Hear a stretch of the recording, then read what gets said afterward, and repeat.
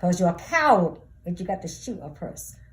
You're a coward if you can't face your brother and when you have a discussion and disagree. You're a coward when you walk down the street and beat up women and call people out women's H's, B's, you know.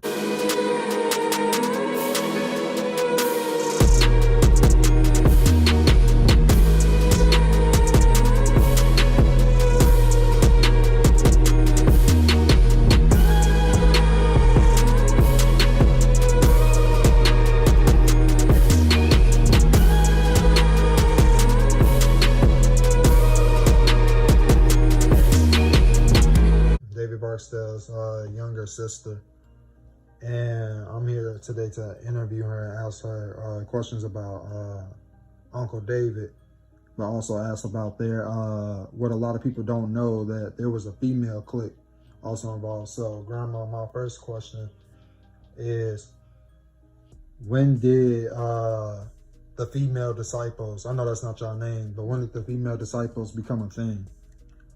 Okay, it had to be back in 1968.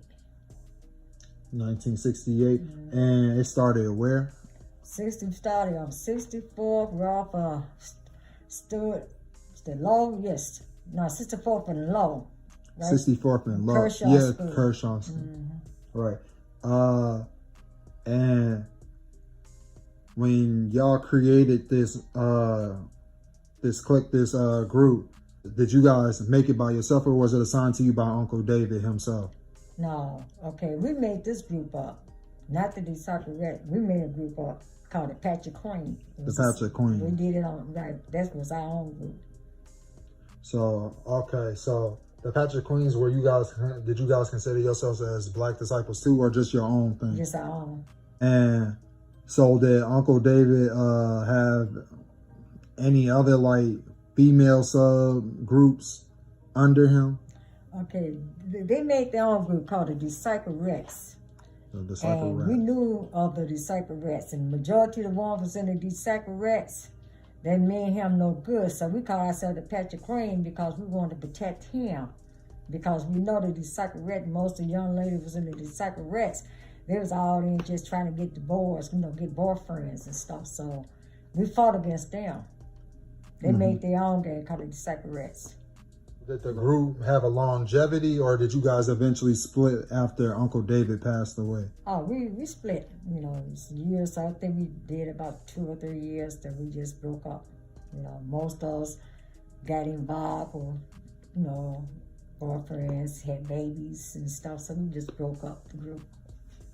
And so nobody really kept in touch after? Yeah, we stayed in touch because one of them had to be my sister-in-law, which married to David Barksdale, which her name was Yvonne Yarborough, called Cookie. And then her sister, Candy, we was like a family. With Candy, Cookie, and Penny, a lady named Patsy, and myself. So were these all like by blood in a way, or like close friends? Like real close friends. They all were sisters. It was 4 sisters and 1 friend and myself. And later on, Cookie became my sister-in-law because she married my brother David Barksdale. So, what was Uncle David like as a person? Kind-hearted, family-oriented. Just care about community and care about people. He was a people person. So for all the people that's out there saying that Uncle David, basically started what I guess they're seeing as now the product of the Black disciples and all that other stuff, that has nothing to do with Uncle David, because he had a different agenda for the Black disciples, right? Correct. Because a lot of people I know on Wikipedia, and even though Wikipedia's not a good source, but other websites, they try to make it seem like Uncle David was a violent person. He went out causing harm to people just because the heck of it. But it's a lot of other information now too that's saying he did this, he did that. But people, the police always try to say, well, that was a cover up, that was a mask up. And I think we was talking earlier, you was talking about the whole thing, how he did the free lunch program basically before the Black Panthers came along, right? And that was in Chicago. Right, 61st and Halsted. And did Uncle David, I remember also started that Uncle David, you said he protected, or they was chosen when the Black Panthers of Chicago needed, you know, protection. They were chosen. Not with the Black Panther. Martin Luther King came here in 1968 when they did not want to protect him, the police. He came to Urban Progress Center. So called this guy Leon Finney. Anybody might have heard of Leon Finney? It's called a Woodlawn Organization. Mm-hmm. So Woodlawn Finney, he was a pastor, Leon Finney. So he's told as David, he knew David, and a lot of his associates for them to protect Martin Luther King because the police, nobody wanted to protect him. And we was in Marquette Park marching, they were throwing all kinds of things, balls, and trying to hurt Martin Luther King. So Leon Finney said, David said, sure. He said, all we need is 6 cars. So Leon Finney got them cars. So David and some of the associates, they went up to Marquette Park, and we marched in Marquette Park. We stood out there, and everybody was out there protecting Martin Luther King. It was matter of fact, we just multiplied, So that's what happened there. He was a protector, not only for his family, but friends and anybody asked him to do the right thing, So that's one of his chosen jobs. And also we marched it with the Panthers. Every group that was trying to do something, mm-hmm. he was there. Right. Do something for the right. Right. He was always there. Right. What's the difference between then and now? Well, people call it a gang, but you called it a boys club because it was originally supposed to be a boys club, but it got formed. See, what it was a club. Like I said, it was just a boy club, organization to take care of your community, Mm-hmm. And the disciple, what they first realized, the name disciple came out the Bible, the 12 disciples. And that's how they originally started off with 12. Mm-hmm. To take care of your fellow man, watch over each other, and take care of your community. And so what they did now, this is what they got going on now. I don't know what it is. Because if he's still living, this would not be going on. No respect, killing people for no reason, because they were being disciplined if they was to kill children, mothers, people just trying to make a living. And in the community, this would have never been happening.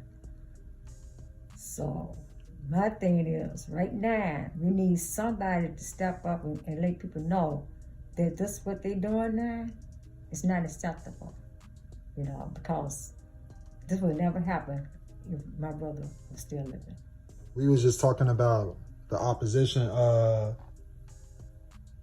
He's not no friend or really associate with Uncle David. He was just more of they came to an agreement. We gonna respect each other, him and Hoover. So you said Hoover might be getting out this year. I heard that he getting out soon. And so you think a lot of people are now questioning what's gonna happen when he steps out, because a lot of people, older people who are older than me, like 30s, 40s, are expecting him to, come back, take charge, and be this big hero, like how Uncle David was. But you got the younger generation that's saying that's not what's gonna really happen.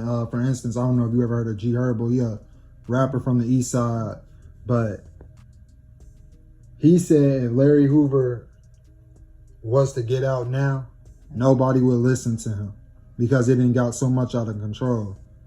Which is true. See, first off, number one, if he was to get out now, well, nobody would listen. But what we can do as the old timers, these are our children. Everybody that out here doing what they do belongs to some of us, one of us. We take our community. Let them know what you're doing out here, we're not going to accept it.